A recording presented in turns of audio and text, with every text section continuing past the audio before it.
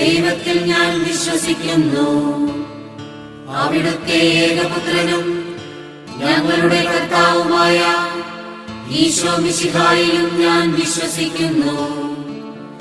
ഈ പുത്രൻ പരിശുദ്ധാത്മാവിനാൽ ഗർഭസ്ഥനായി കന്യകാമറിയത്തിൽ നിന്ന് പിറന്ന് പന്തിയോസ് പീലാത്തോസിന്റെ കാലത്ത് പീഡകൾ സഹിച്ച് കുരിശിൽ തറയ്ക്കപ്പെട്ട് മരിച്ച് അടക്കപ്പെട്ട് പാതാളങ്ങളിൽ ഇറങ്ങി മരിച്ചവരുടെ ഇടയിൽ നിന്ന് മൂന്നാം നാൾ ഉയർത്ത് സ്വർഗത്തിലേക്ക് എഴുന്നള്ളി സർവശക്തനായ പിതാവിന്റെ വലത്തുഭാഗത്തിരിക്കുന്നു.